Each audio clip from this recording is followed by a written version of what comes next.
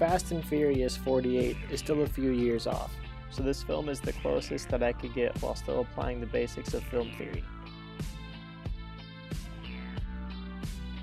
This film adheres to the classic Hollywood cinema 3-act structure and to the conventional 4 elements that are contained in CHC film.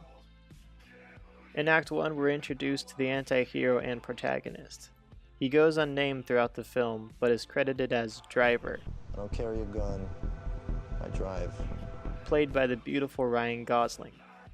In the opening scene, Driver is employed by robbers. We are introduced to one of Driver's side hustles as the greatest getaway driver in Los Angeles. As characteristic of a protagonist, Driver is extremely individualistic and seeks help from no one, but his only goal is to protect the people he loves.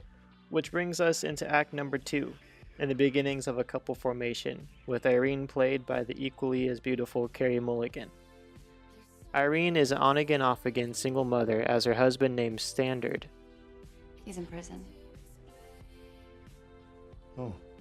Just as Driver, Irene, and her son Benicio become close, Irene's husband is released from jail and presents himself as a changed man. However, he has some debt with the mob, and because Driver takes a liking to his family, he decides to help him out. Thus gets Driver caught in some bloody business. Oh man, it killed me.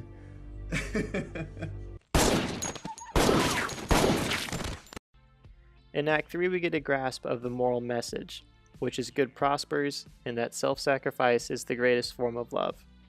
There is slight resolution, as the major loose ends are tied and the mob is finished trying to kill Driver. However, it's not happily ever after, as Driver is bleeding profusely and Irene is waiting at his door, but somehow it still feels like a resolution. Drive sticks well to the characteristics that classify a drama, as the characters are in serious conflict while still expressing their faults and incapabilities, as is reflective of human nature. Death becomes something ordinary, and murder is rooted for. Jay Hartley states that genres are agents of ideological closure. They limit and prescribe the meaning potentials of a given text. And because of this, we don't relentlessly question the motives of the mob boss and his tendency for murder, or why Driver keeps his house so frickin' dark. Dark themes, whether it be how death is dealt out or just the composition of the film, coincide with neo-noir genre. Another clue to the genre, as Smith points out, is the location. Being set in the middle of a major city is one of the key aspects of noir. Noir is characteristically filled with urban crime and a male protagonist who has a shady past and is unwillingly drawn into conflict. Drive fits into this category seemingly perfect, as Driver patrols the streets of LA dealing out death and justice. An argument could be made that there is a redemption subgenre.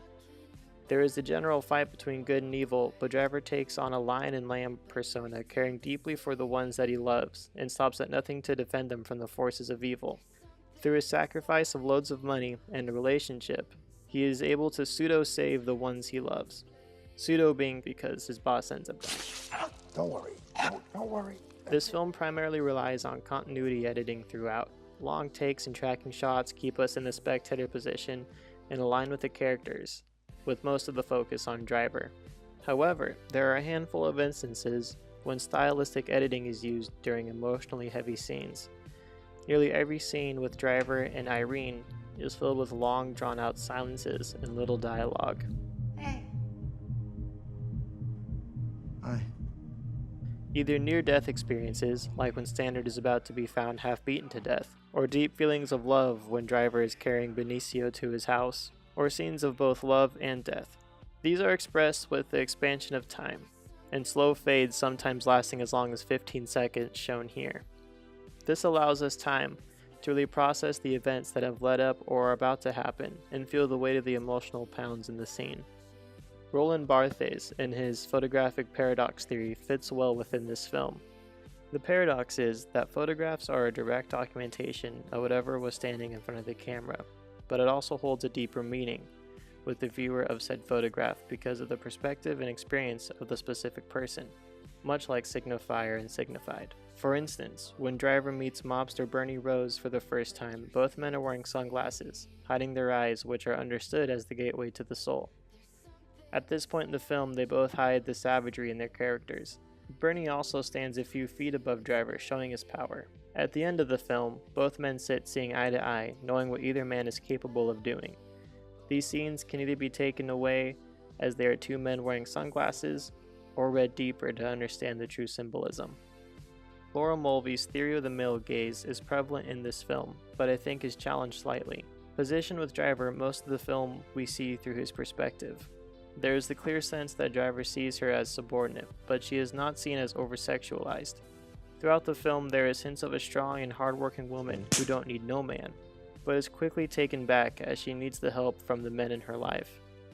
Men rule the screen time in this film, as every woman except for Irene is set in the background, lacking any importance in the film, and the only other woman that could play a major role ends up being slapped by Driver and shot in a hotel bathroom.